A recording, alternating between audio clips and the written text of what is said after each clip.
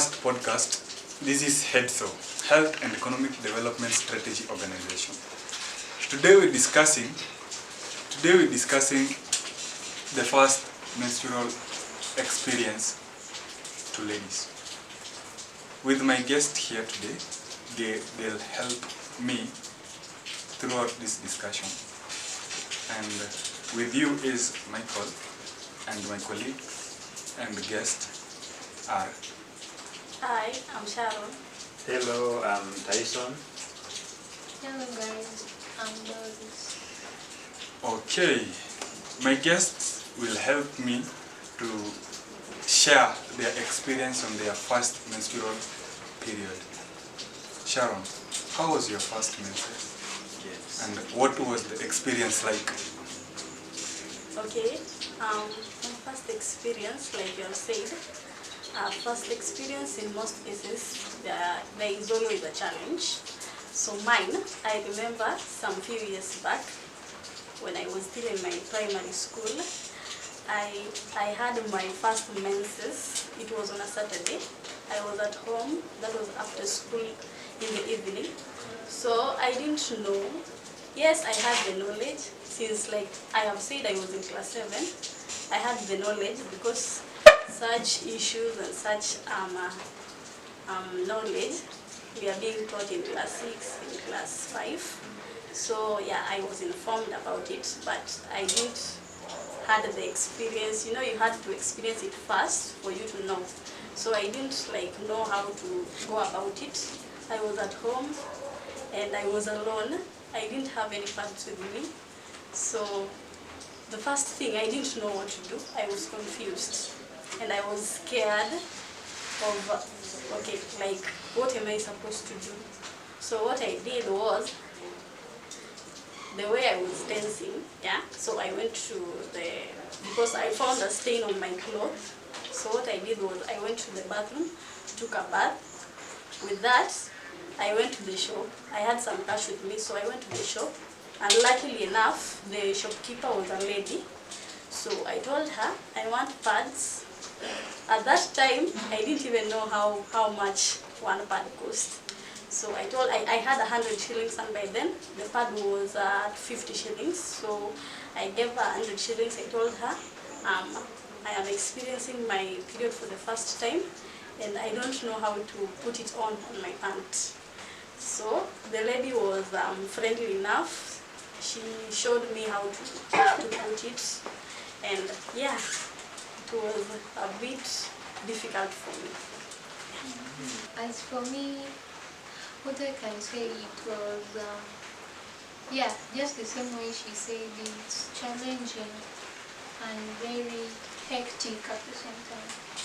So, well, mine, I started experiencing it when I was in Form 1, and by then, I had the information how to go about it. That is from my school, back in primary school. We had those girls' talk sessions, so we were being taught on how to handle yourself when you find yourself in such situations. So with me, I had the full information, how to carry out everything. So when my time reached, yes, I was surprised, and kidogo niliadi, and I was asking myself questions. If some girls can go through this 1 week, 3 days, what of me? So what I did then was, I was living with my sister, so she had the pads.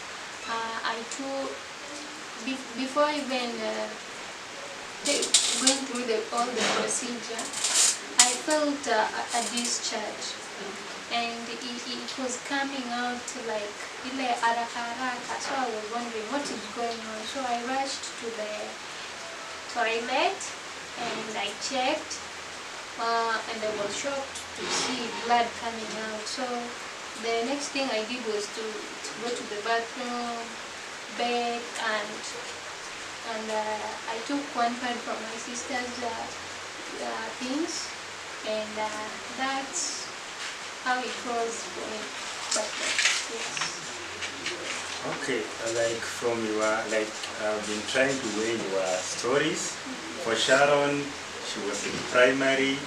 For Doris, you are joining from one. Yeah. So meaning the first period, like there is no, let me say, is it a minimum age where someone is supposed to experience their first menses? Like it can come at any age. Is that true? Yeah. So maybe my question is, like from the point that the way you have shared this, you both had the knowledge, right? Yeah. Like you had the knowledge, you had the information, but you were still scared. I'm also trying to imagine the schools you were in. Like you went to group of school. No, Yeah. I went to a public school. A public school. Yeah, same. Same. Public school, yeah. At least your school, it looked like it was a bit empowered. So during that, like from that you experienced, you had the knowledge, right? So like what was that big, like can I say a problem or the major at that point? What was like the main challenge that you had at that point, that first time? You have the knowledge, you know how to use it, but still there was a challenge. Like what was this challenge? This one great challenge, yeah. Okay, for me, I would say, since it's your first time, you have that fear of going to confide in someone. Mwambie, Tyson, I am getting my menses and I don't know how to do. Because at some point, to me it was embarrassing for me. You feel embarrassed. Yeah, and also, at that point, maybe you're experiencing cramps for the first time. And okay, generally people put it like, cramps are just, they are minor pains. But for me, I think there are different levels of pains. Like mine is severe. So like, What do you mean, Paul? so nataka tu watu waelewe level ya cramps za watu huwa ni different. Like watu waelewe tu, unaona? Yeah, hiyo tu ni ya kutuelewa. Yeah. And they bear with us. Yeah. So maybe Doris, like with your experience for the first time, like what can you be able to say maybe to the girls who are here to experience, with that your experience, what is it that maybe just one general thing that you can be able to share maybe to the girls out there? What is it that you feel like there's that gap that doesn't need to be addressed, just even before the first menses? Yeah. Okay, for me, I did find it so challenging when it comes to disposing the parts after using it. Like pale tulikuwa tunaishi kwa live, na mtaro tu iko hivyo, hakuna ile place pa kuweka matakataka. It's something that after use huwezi kwa nyumba. So the disposing part of it was a bit challenging, and pia niseme ukivaa sana pia unasikia unawashwa. Hiyo sasa kuwashwa pia ina lead to some other diseases of which some people don't know. So I think it will be best if such things are brought up to be discussed. Yes. Quick one. Kwa hii conversation tuko nayo na ni kama challenges ni kama ziko different kabisa. Si ndio? Na tusijilimit, tujiambie. Ulisema ulisomea groups of schools? No, I went to a public school. Public school yenye kwa city. Yenye kwa city. Town. City town. Yeah. Okay. Let's say, for example, we have different setups from urban, rural to the urban itself. We have these different environments. These environments, they have different challenges. For example, someone who is in the rural area is experiencing different challenges from someone in the urban areas. Perhaps, my guest, you've heard stories in the past on how other ladies are handling their menses. What can you tell us about how other ladies are handling their menses? I think the challenges other ladies are facing. let me start with Doris, as Luga will also tell us about hers. Well, challenges that I can say is that girls find it so difficult to like kupata tu hiyo pesa ya kununua pads. So for them kupata tu hiyo pads itabidi wamefanya mambo ingine, unaona, of which it lead to something else. So that being a challenge, ingine ninaweza sema pia ni kukosa tu pads completely. Unajua unaweza kuwa na pesa ya kubuy pads na kuna wale wengine they can't afford it na hata wajui like hiyo area hata ina duka pa kubuy pads. So the things, let's say tumia some use mattresses, clothes, vitu kama hizo. So mtu akitumia vitu kama hizo like mattresses, clothes, unaweza pata msee sasa endi shule, ata prefer akae nyumbani. Unajua with that inakuja kuwa talent. Yes, that's according to me. Okay, so another case that I have seen is whereby kuna mtu ananyesha, hana pad, haezi ambia mtu, unaona? Like sasa yeye the only thing anaweza fanya like anakaa hivi. Like yeye ameamua kukaa hivyo na okay, so mimi okay, from what I know, ukikaa bila pad, alafu maybe umevaa like ameamua maybe wacha nivae panty mbili ama acha nivae panty tatu. Sasa manguo ni mingi, manguo inakuwa damp, inafanya harufu inatoka. So unapata mtu like anuki like scent yake si poa. Yeah, that is another case that I have seen. That one I have seen. Yeah. Wow. Maybe as the head of sexual reproductive health in HEDSO, we have Tyson here today. Tyson, could you like briefly tell us the roles of CSOs in information sharing when it comes to menstrual health?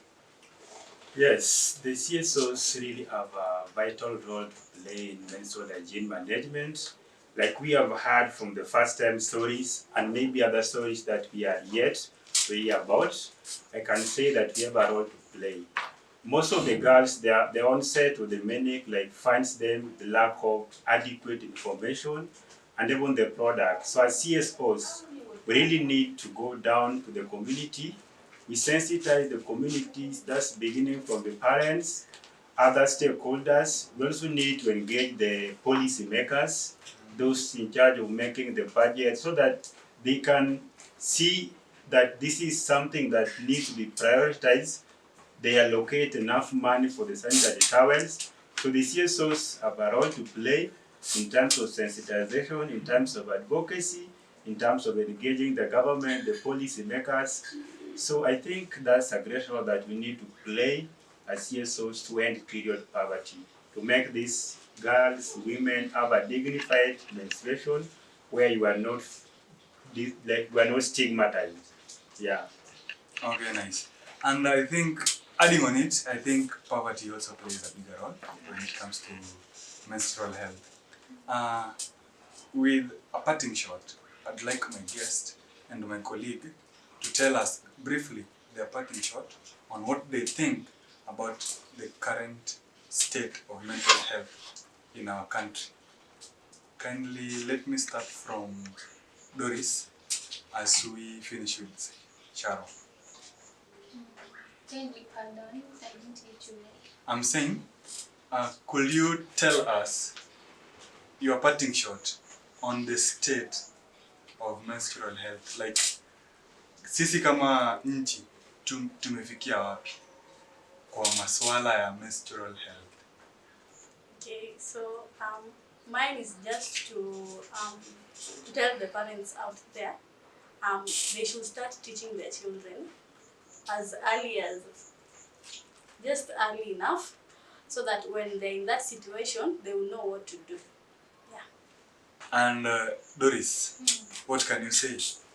Well, all I can say is that, menstrual hygiene is something very serious.